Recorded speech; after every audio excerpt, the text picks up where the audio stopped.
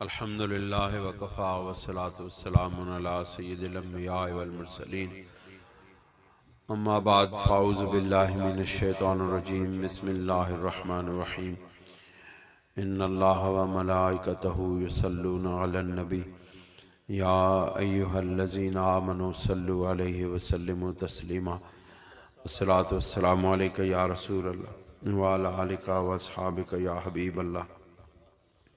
حضرات گرامی قدر، بزرگوں، دوستوں، نوجوانوں،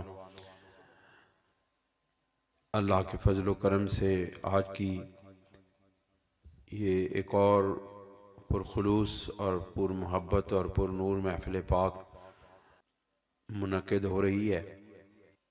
الحمدللہ ابھی محفل پاک کے بعد ہم نے سفر بھی کرنا ہے، لہٰذا نہایت مختصر وقت میں ایک دو آیات آپ کے سامنے پیش کرنے کی کوشش کرتا ہوں، اور اس میں سید کائنات صلی اللہ علیہ وسلم کی شان اقدس بیان کروں گا۔ دعا فرمائیں کہ اللہ تعالی ہمیں قرآن حکیم کا صحیح فہم نصیب فرمائے اور قرآن حکیم کو اس انداز میں پڑھنے کی اور اس کو سمجھنے کی توفیق عطا فرمائے کہ یہ میرے محبوب صلی اللہ علیہ وسلم کے شان میں ایک ایک حرف، ایک ایک لفظ، ایک ایک آیت، ایک ایک رکوع، ایک ایک سورہ میرے محبوب کی شان میں اترے ہوئے یہ نور کی بارش کے قطرے ہیں، جن کو جس شخص نے بھی اپنے دامن میں سمیٹ لیا وہ سرور دو عالم صلی اللہ علیہ وسلم کا غلام ہو گیا، اس کو بارگاہ رسالت کی حاضری نصیب ہو گئی، اور وہ سرور کونین صلی اللہ علیہ وسلم کا منظور نظر ہو گیا، اور جو محبوب کا محبوب ہوتا ہے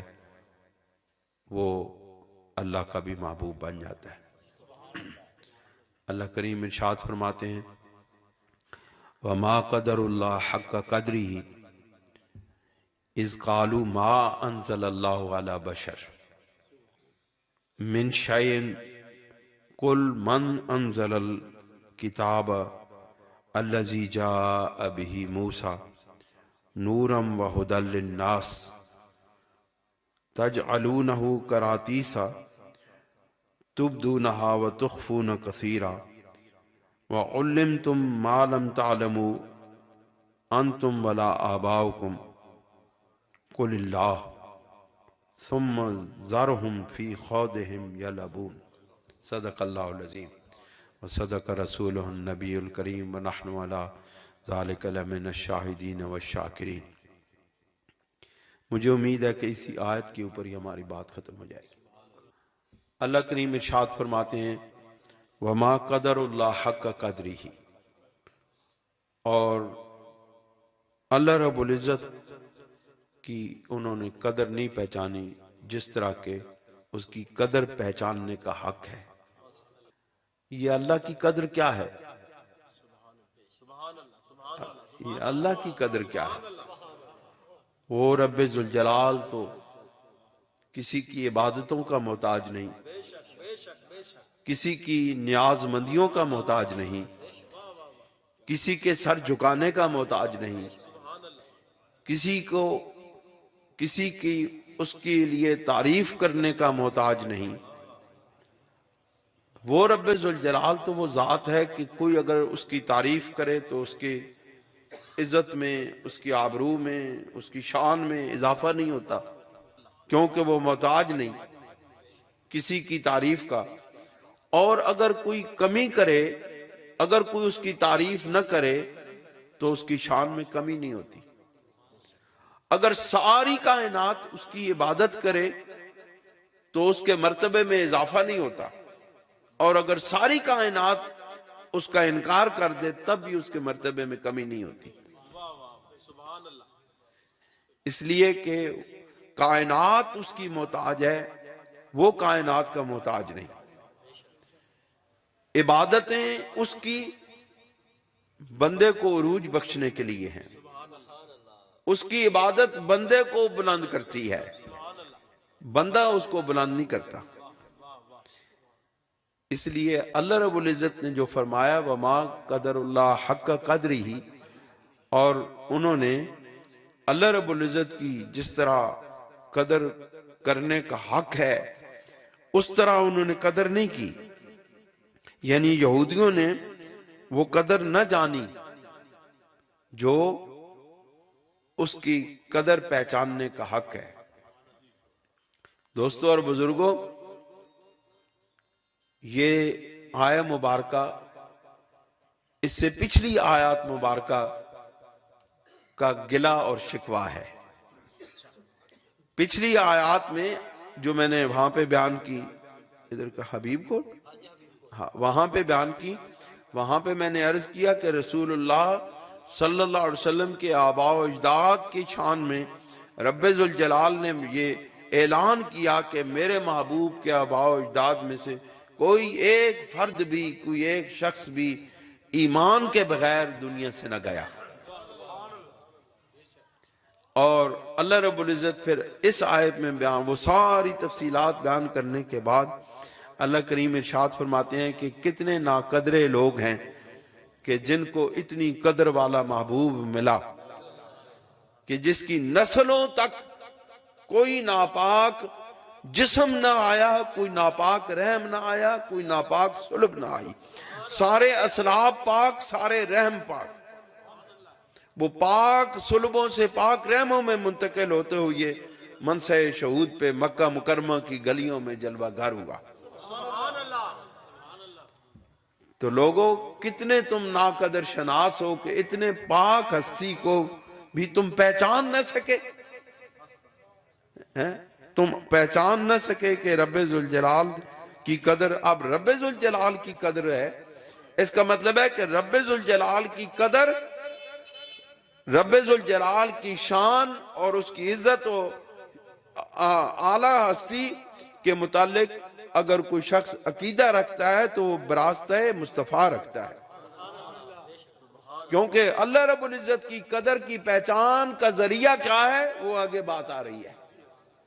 اللہ رب العزت پہلے گلہ کرتا ہے، شکوہ ہے نا بندوں سے کہ کاش کہ تم نے اللہ دی او قدر نہ پہچانی جس دا وہ حقدار سی، تو ساتھ اللہ رب العزت نو سمجھے ہی نہیں۔ تو سمجھے کس طرح؟ اس لیے کہ اذ قالوا ما انزل اللہ علی بشر، کہ جب انہوں نے کہا، انہوں نے کس طرح قدر نہیں سمجھی؟ انہوں نے اس طرح قدر نہیں سمجھی کہ جب انہوں نے کہا کہ یہ جو قرآن مجید ہے یہ بشر پہ نازل ہوا ہے، اس کا مطلب ہے ان کی نگاہوں میں رسول اللہ بشر محض تھے، اس بشر محض یعنی صرف بشر ہونے کی طرف ان کی نگاہ گئی۔ اللہ رب العزت نے کہا کہ تساں ساڑی قدر نہیں پہچانی کہ اساں تا بظاہر تواڈے سامنے بشر بنا کے بھیجا، لیکن بھیجا تا اپنا محبوب بنا کے وے، تساں ساڑی قدر نہیں پہچانی کہ اساں تانوں اپنا محبوب عطا فرمایا۔ کیا ما قدر اللہ حق قدری، تم نے اللہ رب العزت کی وہ قدر نہ پہچانی۔ بھئی کس طرح قدر نہ پہچانی؟ اذ قالوا ما انزل اللہ علی بشر، جس وقت تم نے کہا کہ بشر کے اوپر کوئی کلام نازل نہیں ہو سکتا۔ یہ تمہارا جملہ کہنا تھا کہ اللہ رب العزت نے کہا کہ تساں ساڈی قدر ہی نہیں کیتی، تانوں پتہ ہی نہیں کہ اساں اپنا محبوب بھیج کے تواڈے واسطے قرآن نازل کیتا ہے۔ وہ کہتے ہیں اذ قالوا ما انزل اللہ علی بشر من شیء، یعنی تم یہ کہتے ہو کہ اللہ رب العزت نے بشر پر کوئی چیز نازل نہیں کی، تمہاری نگاہ ظاہر کو دیکھتی ہے، باطن مصطفیٰ کو تم نے نہیں دیکھا، اس لیے تم نے اللہ کی قدر نہیں پہچانی کہ تم نے رسول اللہ کو ظاہری طور پر چلتا پھرتا، کھاتا پیتا، سوتا جاگتا ایک انسان دیکھا ہے، لیکن عرش معلیٰ پہ سیر کرتے ہوئے تم نے مصطفیٰ کو نہیں دیکھا، عرش اولا پہ جاتا ہوا مصطفیٰ نہیں دیکھا، لامکان کی منزلوں میں سیر کرتا ہوا تمہیں مصطفیٰ نظر نہیں آیا، تمہیں مکہ مکرمہ کی گلیوں میں چلتا ہوا مصطفیٰ نظر آئے، اس لیے تم نے رب ذوالجلال کی قدر نہیں کی۔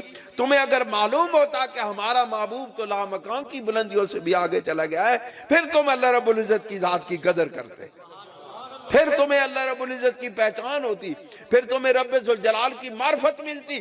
معرفت الہی بھی ملتی ہے تو وہ وسیلہ مصطفیٰ ملتی ہے۔ آج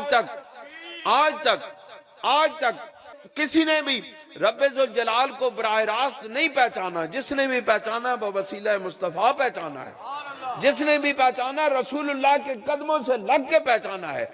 رسول اللہ کے قدموں کے بغیر کوئی شخص بھی آج تک انبیاء نہیں پہنچے۔ آج تک جتنے، میں آپ کو یہ بات میں مسلمہ طور پہ کہتا ہوں، پڑھی لکھی بات کہتا ہوں، دلیل کے ساتھ بات کہتا ہوں کہ انبیاء علیہ السلام کو بھی جو معرفت الہی ملی وہ بوسیلہ مصطفیٰ ملی ہے۔ جب انبیاء کو بوسیلہ مصطفیٰ معرفت الہی ملتی ہے تو باقی لوگوں کی کیا حیثیت ہے اور کیا حقیقت ہے۔ اللہ کریم پہ ارشاد فرماتے ہیں قل من انزل الکتاب الذی جاء بہ، اے لوگو، اے یہودیو، تم میرے محبوب کو کہتے ہو کہ یہ بشر پر کیسی کوئی چیز نازل نہیں ہوئی، لیکن اے میرے محبوب آپ ان سے فرما دیں، آپ مکالمہ کریں ان سے، آپ ذرا ان کو بتائیں کہ ما انزل الکتاب الذی جاء بہ موسیٰ، کہ آپ فرما دیں کہ وہ جو کتاب وہ جو موسیٰ علیہ السلام پر نازل ہوئی تھی وہ نور اور ہدی للناس، وہ انسانوں کی ہدایت کی دلیل تھی، ہدایت کا ذریعہ تھی، وہ تو نازل ہوئی، اس کو تو تم مانتے ہو، وہ تو تمہارے پاس تورات زبور انجیل تمہارے پاس موجود ہے۔ جب اس کو مانتے ہو تو پھر انکار کرتے ہو کہ کسی بشر پر کوئی اللہ رب العزت کا کلام نازل نہیں ہوا۔ اس کے پیچھے واقعہ یہ ہے کہ یہودیوں کا ایک عالم تھا مالک ابن الزیف، وہ رسول اللہ صلی اللہ علیہ وسلم سے جھگڑا کرنے آیا، اس نے مکالمہ کیا، مناظرہ کیا۔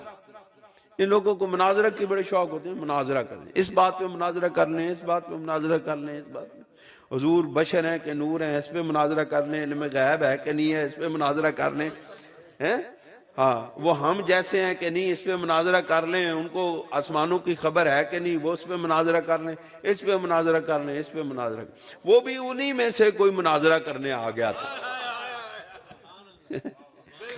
انہی میں سے کوئی، وہ بھی مناظرہ، وہ بھی عالم تھا یہودیوں کا، بہت بڑا عالم، بہت بڑا مناظر، وہ ان کا عالم آ گیا تھا مناظرہ کرنے کے لیے رسول اللہ کے پاس۔ اس کو نہیں پتا تھا کہ رسول اللہ کے غلاموں کے ساتھ مناظرہ کرنا مشکل ہے، ممکن نہیں ہے، یہ تو سرور کائنات ہے، ان کے ساتھ کیسے مناظرہ کیا جائے۔ رسول اللہ صلی اللہ علیہ وسلم کے ساتھ جس وقت وہ مناظرہ کرتے کرتے تھک ہار گیا تو وہ چڑچڑے پن میں رسول اللہ صلی اللہ علیہ وسلم کے متعلق نازیبہ گفتگو کرنے لگا۔ رسول اللہ نے فرمایا کیا تم نے تورات میں یہ نہیں پڑھا کہ وہ عالم تھا موٹی گردن والا؟ تو رسول اللہ صلی اللہ علیہ وسلم نے فرمایا کیا تم نے تورات میں نہیں پڑھا کہ اللہ رب العزت موٹے عالم سے محبت نہیں کرتا؟ کیا تم نے یہ نہیں پڑھا؟ آخر جس وقت جو ہے نا وہ مناظرہ وہ کچھ علمی دلیل پر نہ آ رہا ہو نا تو اس کو ایسی الزامی دلیل کے ساتھ اس کو جواب دیا جاتا ہے۔ یہ مناظرہ کا اصول ہے، جو علماء ہیں وہ پڑھے لکھے ان کو معلوم ہے کہ مناظرہ کے اصول میں الزامی جواب میں ہر بات جائز ہوتی ہے۔ رسول اللہ صلی اللہ علیہ وسلم نے فرمایا کیا تم نے تورات میں نہیں پڑھا کہ موٹا عالم دین اللہ رب العزت اس سے محبت نہیں کرتا جو موٹا عالم دین ہو؟ اس نے کہا وہ چونکہ موٹا تھا تو اس نے کہا کہ وہ یہ تو جو ہے نا کلام ہی کسی پر نہیں اترا، وہ تو اپنے حضرت موسیٰ علیہ السلام پر اترنے ہوئے کلام کا بھی انکار کر گیا۔ انہوں نے کہا یہ تو کلام ہے ہی نہیں، کلام اترا ہی نہیں ہے کسی نبی پر۔ اب یہ ہوا کہ اس کے جو یہودی تھے اس کو انہوں نے لان تان کرنی شروع کر دی کہ یہ تو تم کیا کہہ رہے ہو، تو حضرت موسیٰ علیہ السلام پر تو تورات کا انکار کر رہے ہو اور ادھر کہتے ہو یہودی ہے، ادھر کہتے ہیں انکار ہے۔ تو انہوں نے اس کو ہٹا کے کعب بن اشرف کو اس کی جگہ پہ اپنا عالم مقرر کر دی۔ اللہ رب العزت نے پھر کہا وما قدر اللہ حق قدری اذ قالوا ما انزل اللہ علی بشر من شیء، جس وقت انہوں نے کہا کہ رب العزت نے کسی بشر پر کوئی چیز نازل نہیں کی، تو اللہ کریم ارشاد فرماتے ہیں میرے محبوب آپ فرما دیں قل من انزل الکتاب الذی جاء بہ موسیٰ نورا وہدی للناس، کہ کیا تم اس کتاب کا بھی انکار کرتے ہو کہ جو حضرت موسیٰ علیہ السلام پر اللہ رب العزت نے نازل کی، جو کہ نور بھی تھا اور ہدایت بھی تھی لوگوں کے لیے؟ پھر تم نے اس کے ساتھ کیا کیا؟ تجعلونہ قراطیسا، تم نے اس کے ٹکڑے ٹکڑے کر ڈالے، تم نے اس کے مختلف اجزاء بنا ڈالے، تم نے اس کے مختلف ٹکڑے کر دیے، تبدونہا، جن کو تم ظاہر کرتے تھے، وہ الگ کتاب بنائی جن کو ظاہر کرنا تھا لوگوں کے سامنے، تورات میں سے وہ چیزیں الگ کر لی جن کے ذریعے سے لوگوں کو آگاہ کرنا تھا، لوگوں کو بتانی تھی وہ باتیں، وَتُخْفُونَهَا وَتُخْفُونَ كَثِيرًا، اور بہت ساری باتیں تم نے چھپا لی، یعنی الگ کر کے ان میں سے کتابیں تورات میں سے الگ کر کے وہ جو شان رسالت تھی، وہ جو رسول اللہ صلی اللہ علیہ وسلم کے اوصاف حمیدہ بیان کیے گئے تھے، جو رسول اللہ صلی اللہ علیہ وسلم کی شان تورات میں بیان کی گئی تھی، وہ تم نے الگ کر کے وہ چھپا لی۔ تو رسالت مآب صلی اللہ علیہ وسلم کی شانوں کو جو چھپاتا ہے وہ در حقیقت یہودیوں کے طرز عمل کی پیروی کرتا ہے۔ ایمان والے شان رسالت ظاہر کرتے ہیں۔ ایمان والوں کی نشانی یاد رکھو، ایمان والوں کی نشانی یہ ہے کہ وہ شان مصطفیٰ بیان کرتے ہیں، شان مصطفیٰ ظاہر کرتے ہیں، رسول اللہ کی عزت و آبرو کی جتنی باتیں وہ بیان کرتے ہیں، اور جو دوسرے ہیں، جو بے ایمان ہیں، جو منافق ہیں، ان کی نشانی یہ ہے کہ وہ رسول اللہ کی شانوں کو چھپاتے ہیں۔ رسول اللہ صلی اللہ علیہ وسلم نے ارشاد فرمایا، آپ علیہ السلام نے ارشاد فرمایا کہ میں ایک رات سویا ہوا تھا تو اللہ رب العزت نے مجھے زمین و آسمان کے خزانوں کی کنجیاں عطا فرمائیں۔ میں تو مالک ہی کہوں گا کہ وہ مالک کے حبیب۔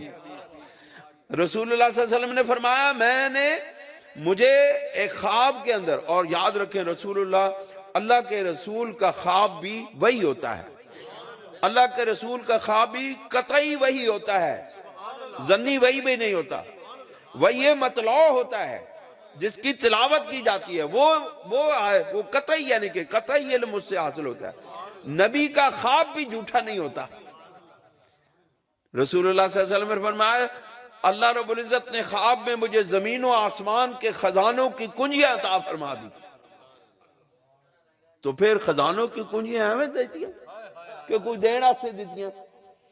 میں جے تو اے مسجد بھر دے وہاں سونے تے جواہرات دے نال، تے میں تو اے چابیاں دے دے وہاں بھئی اے لو جی اس نے اے لاکھ دے اے چابیاں اے خزانہ تو آڈا، تے تو پھر کی بھئی تو اجازت ہوئے گی کہ تو جو دے نہیں سکو گے، تو اجازت ہوئے گی تو سارا لٹا دو صبح تک۔ اور ہمارے محبوب صلی اللہ علیہ وسلم یہی کیا کرتے تھے۔ صحابہ کرام بیان کرتے ہیں جو رات کو رسول اللہ صلی اللہ علیہ وسلم کے پاس مال آتا، فجر کی نماز سے پہلے پہلے لوگوں کے گھروں میں پہنچ جاتا، اور جو صبح آتا وہ شام غروب ہونے، مغرب کی نماز سے پہلے پہلے، سورج غروب ہونے سے پہلے پہلے رسول اللہ صلی اللہ علیہ وسلم اس کو تقسیم کر دیا کرتے تھے۔ حضرت سیدہ عائشہ صدیقہ ام المومنین رضی اللہ تعالی عنہ ارشاد فرماتی ہیں، آپ فرماتی ہیں ایک رات رسول اللہ صلی اللہ علیہ وسلم کے پاس مال آیا، رسول اللہ صلی اللہ علیہ وسلم بے چین ہو گئے، کبھی اٹھتے کبھی بیٹھتے، کبھی باہر جاتے کبھی اندر آتے۔ میں نے سرکار دو جہاں صلی اللہ علیہ وسلم سے پوچھا، سیدہ عائشہ پاک ارشاد فرماتی ہیں میں نے رسول اللہ صلی اللہ علیہ وسلم سے پوچھا کہ یا رسول اللہ آپ کیوں بے چین ہیں، کیا پریشانی لگی ہوئی ہے آپ کو؟ سرور دو عالم صلی اللہ علیہ وسلم نے فرمایا یہ ایک سونے کا ٹکڑا آج خیرات کرنے سے رہ گیا ہے اور وہ آج میرے سرانے کے نیچے پڑا ہے، مجھے وہ بے چین کر رہا ہے کہ میں نے آج اس کو صدقہ کیوں نہیں کیا۔ رسول اللہ صلی اللہ علیہ وسلم وہیں سے اٹھے، ایک صحابی کے غریب صحابی کے جا کے دروازے پر دستک دی اور اس کو وہ دے کے آ کے پھر آرام سے سو گئے۔ ہمارے محبوب تو خزانے لٹانے آئے ہیں. ہمارے محبوب کے پاس کسی چیز کی کمی نہیں ہے. ہمارے محبوب کو رب ذوالجلال نے خزانے عطا کیے ہیں.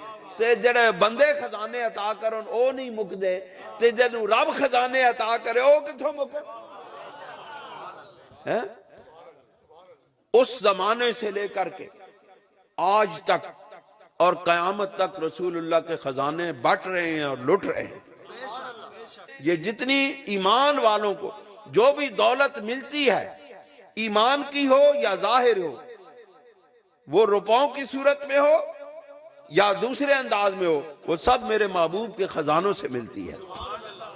آقا کا خزانہ ملتا ہے.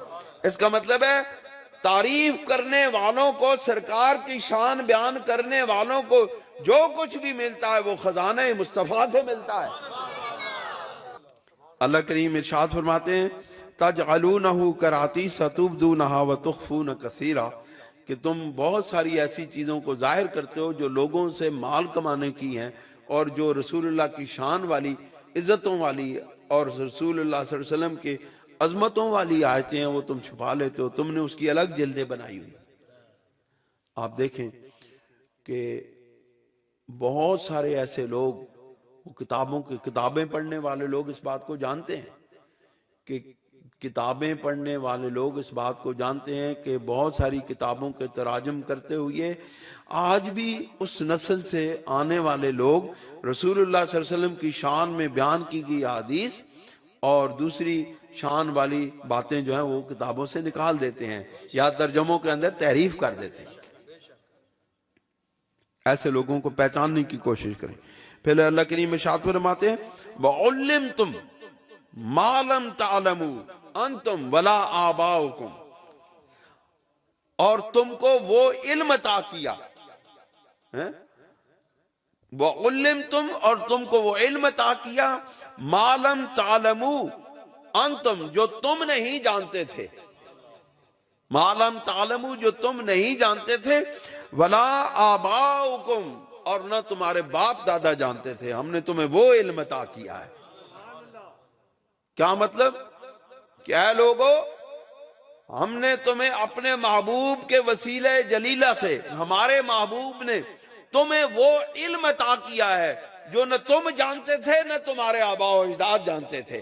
اس کا مطلب ہے کہ ہمارے محبوب صلی اللہ علیہ وسلم ان علوم کو جاننے والے تھے جو کسی کو بھی معلوم نہیں تھے. اس کا مطلب ہے کہ جس کو جو علم ملا ہے وہ رسول اللہ صلی اللہ علیہ وسلم کے وسیلے سے ملا ہے. قل اللہ، اے میرے محبوب آپ فرما دیں ان ساری باتوں کا مالک اللہ ہے. یہ سب کچھ اللہ نے عطا کیا ہے. جو میں نے تمہیں دیا ہے یہ اللہ نے عطا کیا ہے. ثم ذرہم فی خوضہم یلعبون، جس وقت اے میرے محبوب وہ آپ کی بات نہ مانے، ثم ذرہم، ان کو پھر چھوڑ دے، پھر وہ تیرے نہیں ہیں. اس کا مطلب ہے جو میرے محبوب آپ کی بات مان لیں، جو تیرے ہو جائیں، جو تیرے خادم بن جائیں، جو تیرے نوکر بن جائیں، وہ تیرے ہیں. اور جو تیری بات نہ مانے ان کو تو چھوڑ دے. پھر جس کو رسول اللہ چھوڑ دیں تو کیا ہے؟ اللہ رب العزت نے ان کے بارے میں کہا وَهُمْ يَلَعْبُونَ ثُمَّ ذَرْهُمْ فِي خَوْضِهِمْ يَلْعَبُونَ. وہ پھر انیا وانگڑ دوڑ دے پھرن گے، وہ انے ہو جان گے. اس کا مطلب ہے رسول اللہ صلی اللہ علیہ وسلم کے پاس جو ساتھ لگنے والے، قدموں کے ساتھ لگنے والے، وہ ان کو علم عطا ہوتا ہے، باقی لوگوں کو جہالت ملتی ہے. پھر اللہ کریم ارشاد فرماتے ہیں وَهَذَا كِتَابٌ أَنزَلْنَاهُ مُبَارَكٌ مُصَدِّقُ الَّذِي بَيْنَ يَدَيْهِ وَلِتُنذِرَ أُمَّ الْقُرَىٰ وَمَنْ حَوْلَهَا. اور اے میرے محبوب، یہ جو کتاب آپ پر نازل کی گئی ہے نا، یہ اس کی شان الگ ہے کیونکہ آپ کی شان الگ ہے. اس سے پہلے انبیاء پہ جو کتابیں نازل کی گئیں وہ خاص قوموں کے لیے تھی، خاص طبقوں کے لیے تھی، خاص علاقوں کے لیے تھی، خاص نسلوں کے لیے تھی. لیکن میرے محبوب، ہم نے آپ کو رحمت للعالمین بنا کے بھیجا، تمام کائنات کے لیے نبوت عطا کی ہے. اب آپ دائروں میں محدود نہیں رہے. اب آپ کی نبوت علاقوں میں محدود نہیں رہی، اب یہ ساری کائنات پر میرے محبوب کی نبوت پھیلی ہوئی ہے، ساری کائنات کو میرے محبوب کی نبوت کا فیض مل رہا ہے۔ میں آپ کو وہ آیت پڑھ کے سناتا ہوں نا کہ کس طرح مل رہا ہے۔ اللہ رب العزت فرماتے ہیں وَهَذَا كِتَابٌ أَنزَلْنَاهُ مُبَارَكٌ مُصَدِّقُ الَّذِي بَيْنَ يَدَيْهِ، اور میرے محبوب یہ جو کتاب قرآن مجید آپ پر نازل کی گئی ہے، ہم نے آپ پر نازل کی ہے، یہ اتنی مبارک ہے، اتنی برکتوں والی ہے، اتنی عظمتوں والی ہے کہ اور جو مصدق الذی بین یدیہ، جو اس سے پہلے جو کتابیں ان کی تصدیق کرنے والی ہے۔ اور دوسری بات یہ ہے کہ وَلِتُنذِرَ أُمَّ الْقُرَىٰ وَمَنْ حَوْلَهَا، اور اس لیے کہ یہ کتاب جو ہم نے آپ کو عطا فرمائی ہے، اس کے ذریعے سے آپ مکہ والوں کو ڈرائیں گے اور اس کے ارد گرد پورے روئے زمین پر لوگوں کو آپ کی نبوت کا فیض ملے گا۔ وَمَنْ حَوْلَهَا، وَمَنْ حَوْلَهَا، اور مکہ اور مکہ سے ارد گرد ملنے والی، یعنی کہ وہ پھیلتا چلا جائے گا۔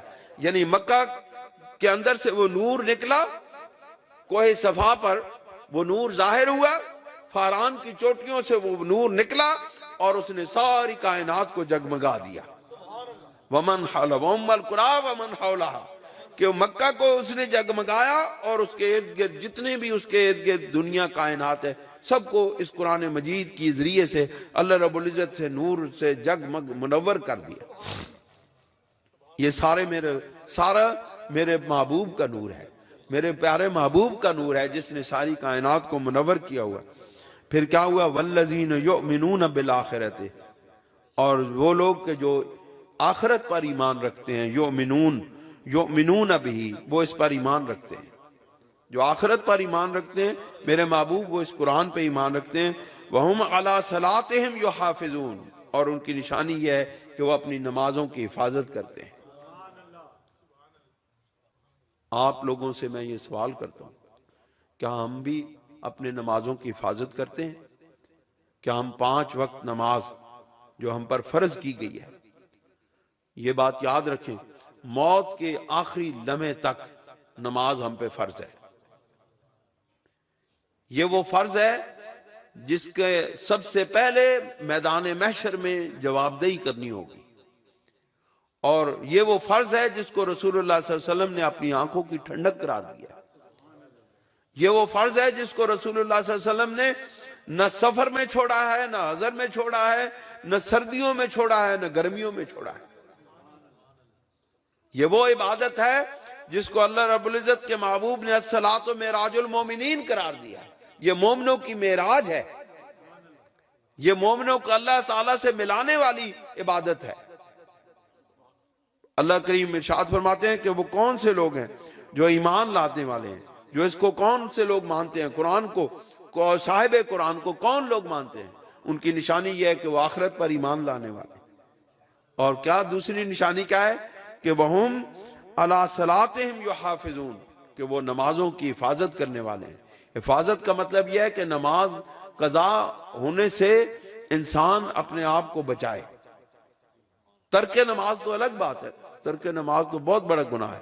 میں نے اس دن بتایا ایک بزرگوں کو قول، انہوں نے کہا کہ سور جو ہے، سور وہ اس بات کی پناہ مانگتا ہے، وہ اللہ کا شکر ادا کرتا ہے کہ یا اللہ شکر ہے کہ تو نے مجھے سور بنایا، بے نمازی نہیں بنایا۔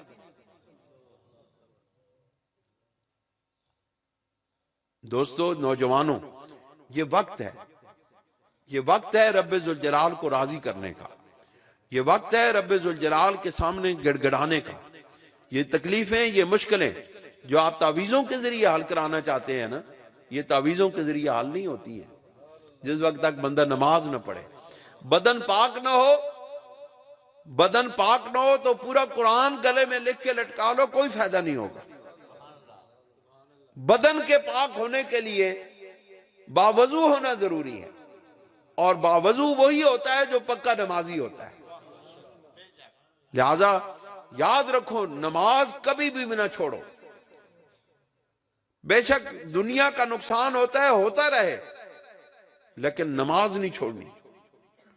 میں ہاتھ کھڑے کرانے والا بندہ نہیں ہوں، کیونکہ ہم کسی کی توہین کرنے یہاں پہ نہیں آتے۔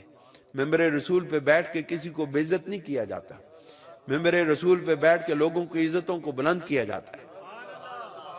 میں آپ کو آپ کی عزتوں کی بلندی کے لیے یہ کہتا ہوں کہ اللہ رب العزت کے سامنے سر جھکا لو، ساری دنیا میں سر بلند ہو جاؤ گے۔ جدھر جاؤ گے دنیا تمہاری عزت کرے گی۔ بے شک کسی کو معلوم ہو کہ نہ ہو کہ یہ نمازی ہے، لیکن آپ نماز پنجگانہ ادا کرنے والے بن جائیں، آپ یقین جانیے جس جگہ پہ کھڑے ہو جاؤ گے لوگ آپ کی عزت کریں گے۔ میری گل مندی تو نہیں لگی؟ اپنے دل نال پکا وعدہ کرو کہ اسی اس تو بعد کوئی نماز چھوڑاں گے نہیں۔ اے مسجد بھری ہونی چاہیے، ساریاں مسجداں بھریاں ہونی چاہیے، ساریاں مسجداں وچ نمازیاں نال کوئی جگہ خالی نہیں ہونی چاہیے۔ اپنی مسجدوں کو آباد کرو۔ مسجدوں کی آبادیاں اندر شیشے لگانے سے نہیں ہوتی، اس کو خوبصورت بنانے سے نہیں ہوتی، اس کے اندر کمکمیں اور لائٹیں لگانے سے مسجدیں آباد نہیں ہوتی، مسجدیں نمازیوں سے آباد ہوتی ہیں۔ بے شک وہ کچے کانے کی جھگی کیوں نہ ہو، کچے چھت کیوں نہ ہو، مٹی سے بنی ہوئی دیواریں کیوں نہ ہو، لیکن وہ مسجد ہے جو آباد ہے۔ بے آباد مسجدیں نہیں ہوتی، بے آباد مسجدیں نہیں ہوتی، بے آباد مسجدیں آخرت میں ہمارے لیے عذاب کا باعث ہوں گی۔ رسول اللہ صلی اللہ علیہ وسلم نے ارشاد فرمایا ہے، آقا علیہ السلام کے ارشاد پاک کا مفہوم ہے کہ یہ مسجدیں، باقی ساری روئے زمین ختم ہو جائے گی، زمین کو لپیٹ دیا جائے گا، زمین ختم ہو جائے گی، پہاڑ روئی کے گالوں کی طرح دھنکے ہوئی، جیسا تنائی ہوئی ہو نہیں نا روئی دی، اس طرح اڑدے پھردے ہوں گے۔ لیکن رسول کریم صلی اللہ علیہ وسلم نے فرمایا یہ جو مساجد ہیں ان کو رب ذوالجلال میدان محشر میں سفید اونٹنیوں کی شکل عطا کر دے گا، اور جو نمازی ان مسجدوں کا آباد کرنے والے ہوں گے وہ ان اونٹنیوں پر سوار ہو کے جنت میں چلے جائیں گے۔ لہذا مسجدوں کو آباد کرو، نماز پنجگانہ پابندی کے ساتھ باجماعت نماز ادا کرنے کی کوشش کرو۔ اللہ تعالی ہمیں عمل کی توفیق عطا فرمائے۔ وآخر دعوانا ان الحمدللہ رب العالمین۔